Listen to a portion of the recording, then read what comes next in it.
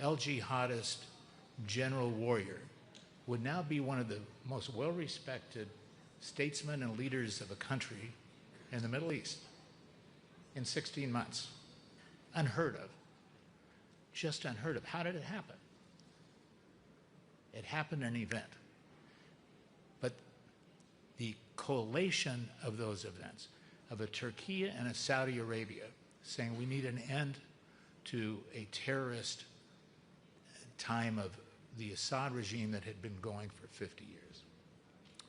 We had a confluence of Gulf benefactors who said we need stability, we need a tapestry to start bringing all of the pieces, these threads of a tapestry together.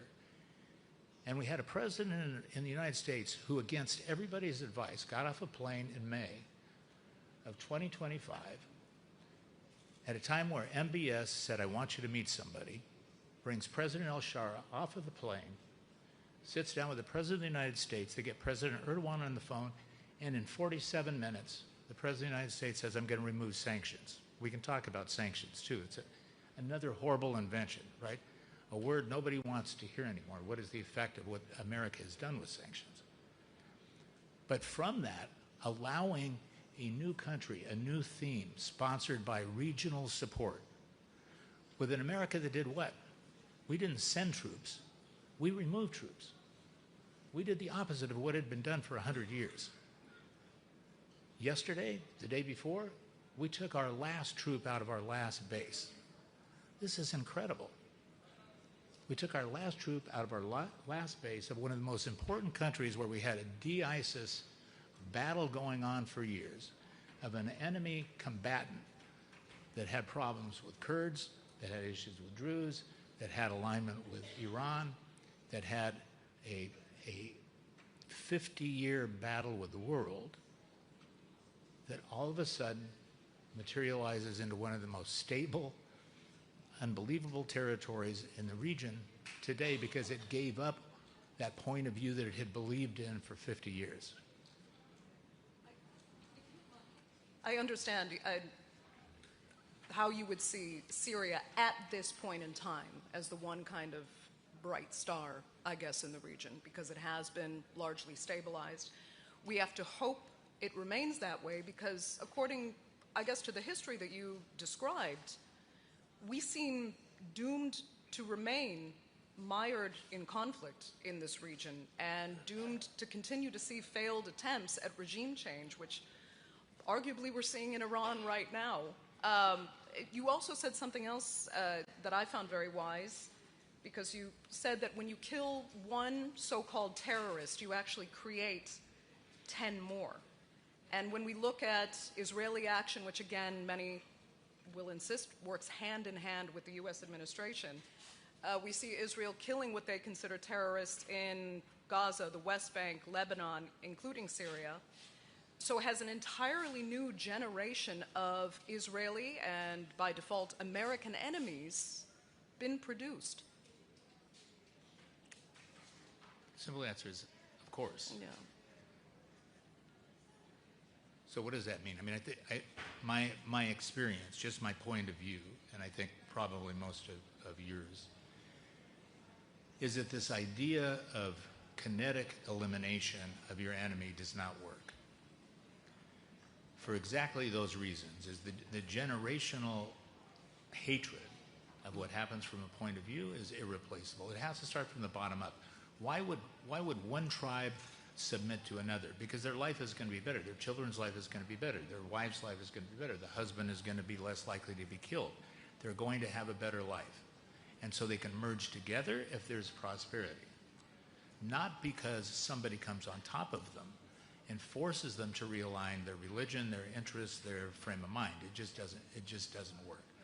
So Israel, which is a great ally of America, trapped in a geographic region which perhaps becomes uncomfortable to it, since 1948 has taken a point of view which has been the antithesis to what the region felt.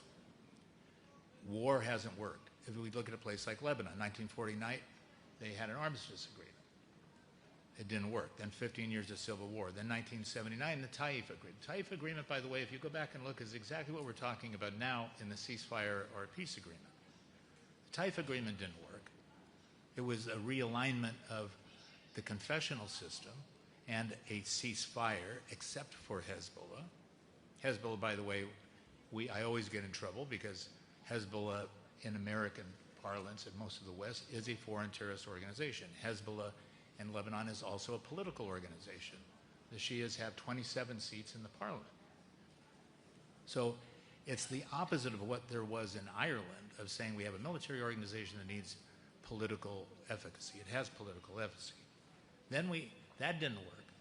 So today, in effect, in Lebanon, there's a November 2024 cessation of hostilities agreement, which exactly is the same thing we're trying to do now. It's a ceasefire south of Litani, disarm Hezbollah. How are you going to disarm Hezbollah? If you did a census, there hasn't been a census in Lebanon since 1938. If you take the Shias, the Palestinian refugees, the Syrian refugees, it's probably the majority of the people in Lebanon. And the Lebanese Sunnis, which is the majority of the Lebanese armed forces, are not going to go shoot their cousins, especially at a time where Israel is bombarding them, which only gives efficacy to the reason Hezbollah should exist, to protect itself from Israel. So what's the answer? The answer has got to be underlying prosperity. When you have a sovereign nation like Iran, which is supporting a militia, you cannot get rid of that militia by killing them. It's the same philosophy in each country. You need to start with prosperity, from the individual to the family, to the tribe, to the community. And this is why my humble opinion, and I think my boss's opinion, is left to the region. The Abraham Accords eventually is the answer, and Syria is an experiment alongside of Turkey, who is allowing them to do it. Turkey, which happens to be the only real economy in the middle of this very complicated region. It's a real nation. People, resources, army. We talk about NATO being the second largest supporter of NATO.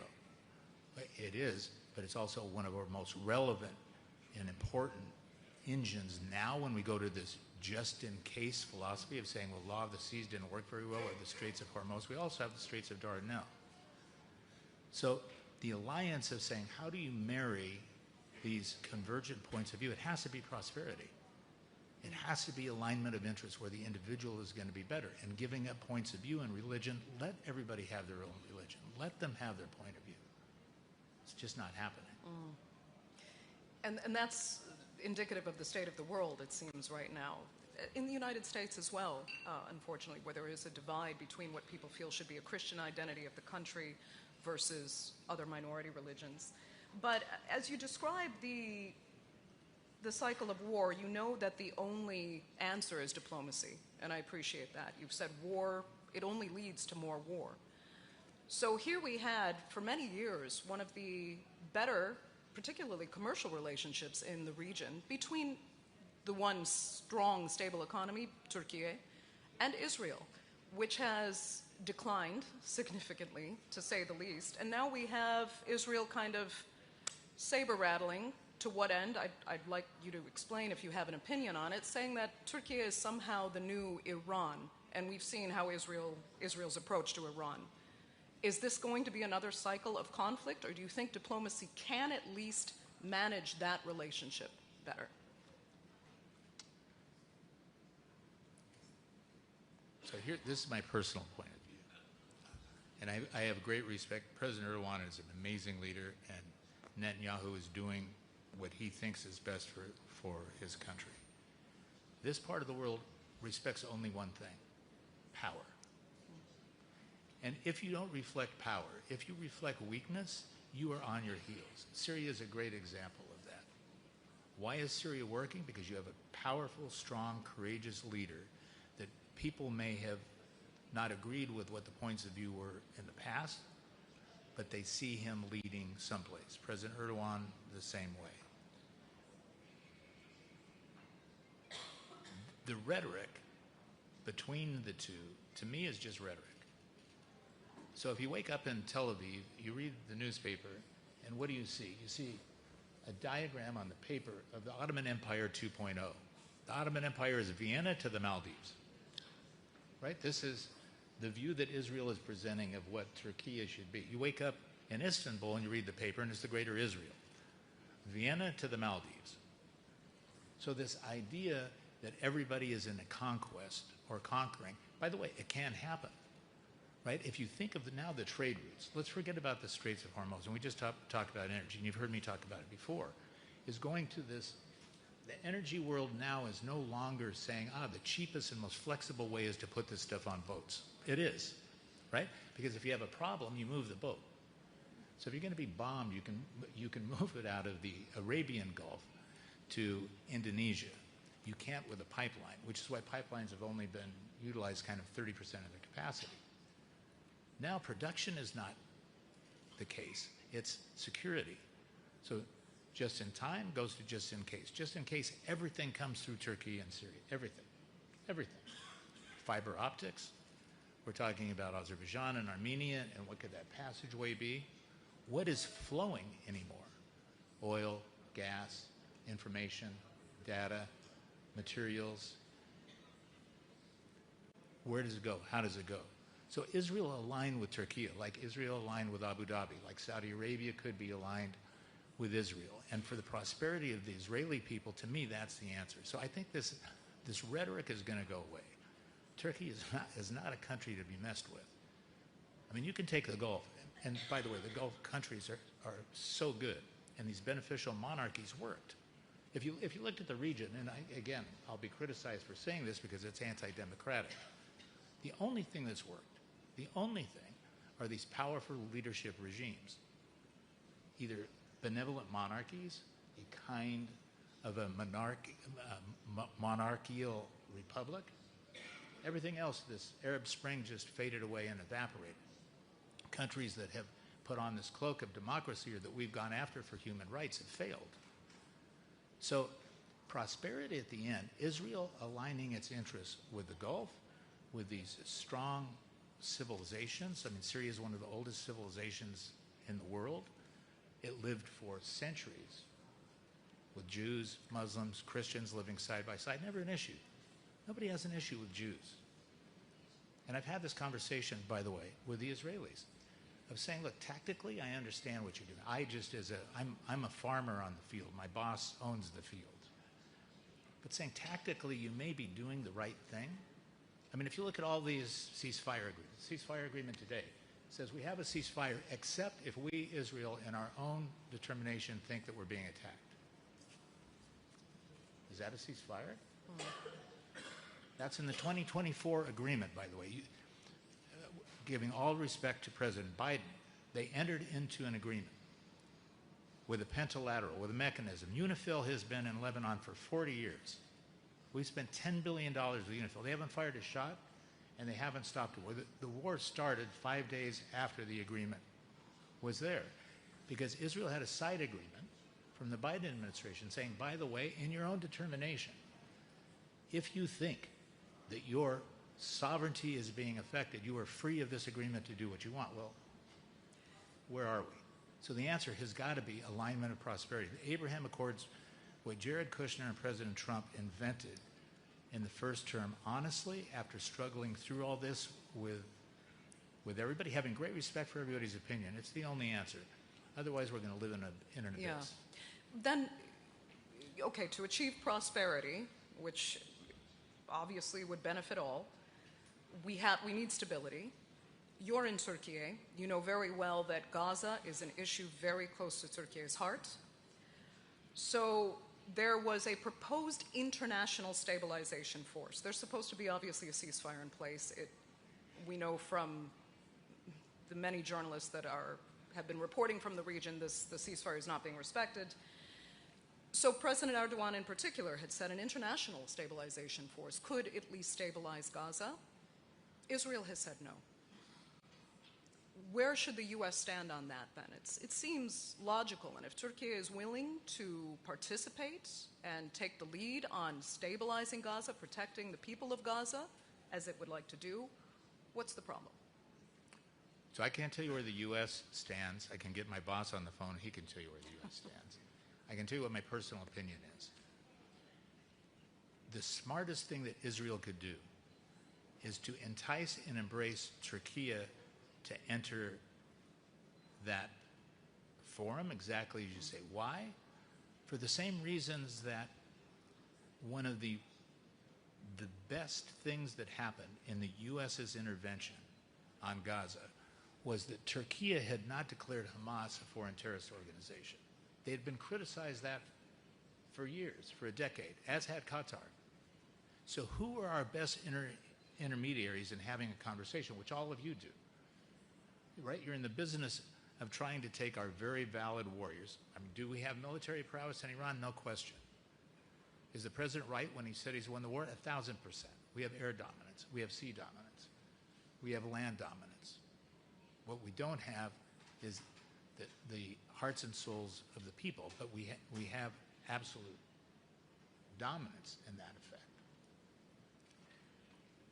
But as we move through these pieces, having the ability to speak, we only had two places that we could intervene and have a conversation with Hamas.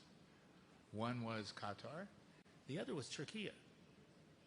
So as a great compliment to President Erdogan and his team, on Sunday morning at 10 o'clock, before the peace deal was made and the Sharm el-Sheikh deal was made, there were two Hamas leaders that needed to agree. President Trump at 10:15 in the morning calls President Erdogan and says, "We need you to intervene."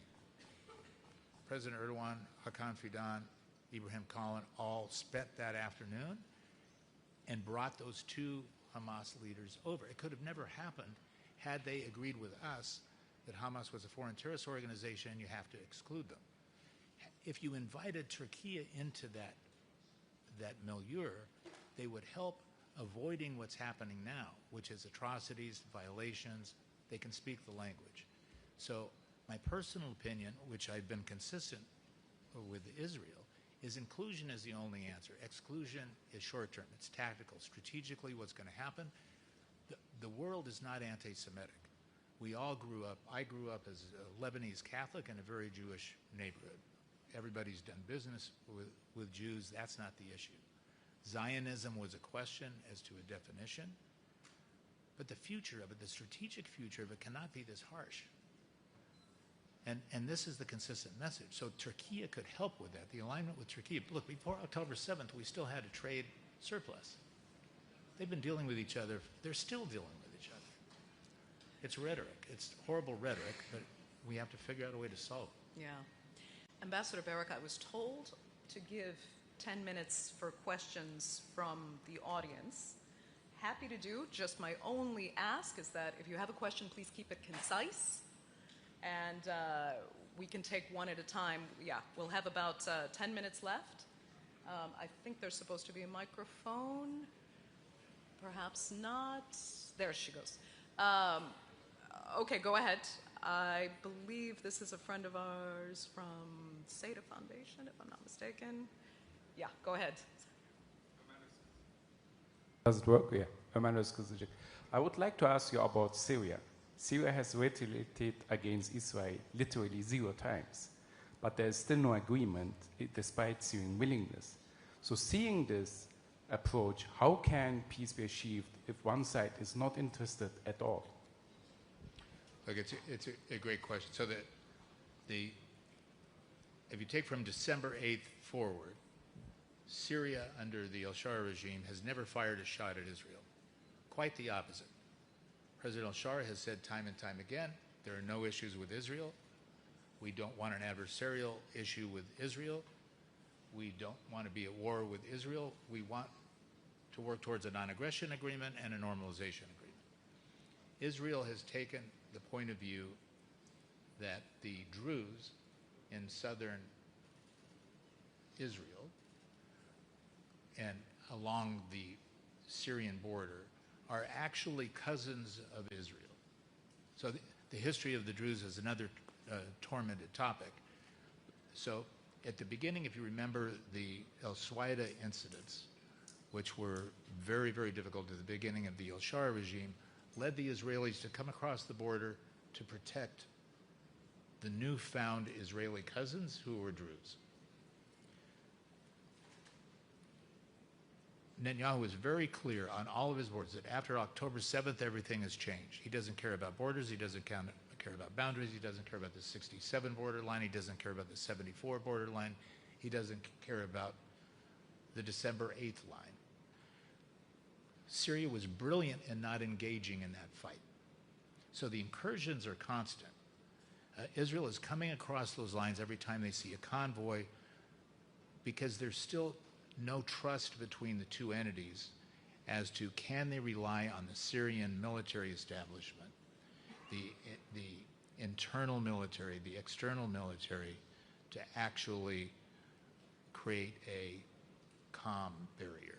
In my opinion, in our opinion, Syria has been brilliant in not engaging adversarially against Israel. There's no purpose in it. They have time and time again said we're available to talk. I was privileged on behalf of the president to lead 5 discussions, which were incredible, between Foreign Minister Shabani, who's a brilliant young man, and Ron Dermer on behalf of Prime Minister Netanyahu. We got very close. It evaporated. We set up a fusion. We're still having discussions. The Syrians have showed tremendous patience, but in all of these instances, we're dealing with 5 countries on 5 borders, 2 seas, and in the midst we have a war. So it's a timeout from these conversations. We'll get there. My bet is we'll get to a non-aggression and normalization agreement with Syria sooner than Lebanon. Front row here, and then Ambassador, thank you for your speech. I'm an investor. We're an investor in Turkey and the region, even Lebanon. We're a Eurobond holders, RBC Blue Bay. Question really about the normalization between Turkey and the US in particular. S-400s, cats and sanctions. Is there any light at the end of the tunnel over those issues and bringing Turkey back properly, fully into the Western alliance? Yeah, great question. The answer is absolutely yes. I think there's been more progress in the last 16 months in U.S.-Turkish relationships than in the last 15 years. And the relationship not only between President Erdogan and President Trump, but at every level, at the foreign minister level, at the intelligence level, at the military level, and at the business level. So the question on S-400s, for those of you who don't know, Turkey, after the coup, bought a Russian defense system. There was a variance in opinion. Were we not willing to sell them Patriots, or could they not buy Patriots? But they bought an S-400 system. At the time, Turkey was also, as our second largest NATO ally, this is huge, right? When you think of what that means and what Turkey is doing to protect Europe, it's incredible. Wanted to contribute to the F-35 jet program, and as a matter of fact, was a partner in manufacturing fuselages. When they bought the S-400, Congress then imposed a sanction. And by the way, sanctions, again, in my humble opinion, just from my own point of view, they don't work. Because what happens is the sanctioned country then becomes so smart, so ingenious, that they figure out ways around the sanctions and alliances with other nations that don't serve the U.S.'s benefit. So that's what happened. They went off the F-35 system. But the alliance of the commercial practicality of what's happened in $100 billion of Boeing jets. The Hall Bank transaction was a nightmare. One of the largest banks in Turkey, sanctioned for 10 years, couldn't move. For a great businessman like you, it compromised everything around the world. President Trump and President Erdogan with their team sat down, gone. Hall Bank is now fine. F-16s, renegotiating again. The alliance of the countries. What's happened in Syria primarily beneficial to Turkey. Turkey and Saudi Arabia deserve so much credit for supporting this burgeoning flower that had blemishes. It was really Turkey. So if you look at what can happen now with the realignment of energy and redistribution of energy from east to west, from Caspian, from Turkmenistan, Azerbaijan, what happens with Armenia, those borders. I mean, Turkey is surrounded by 8 countries, 4 seas. It's never been better. The domestic economy, and Minister Shimshek is, I think, to all of us who participate with him, is a genius. It's a very difficult situation, But the relationship between the two countries has never been better. And I think you're going to see the S-400 solution solved soon. From my boss's point of view, acceptance into an F-35 program is fine. Greece has S-300s and F-35s. So the Greece-Turkey issue is another historic issue. I won't even attempt to get there because they'll forbid me to ever go to Mykonos again. But I think it's great. Yeah. We have a couple questions off to the side. One hand up over there. Microphone should be nearby.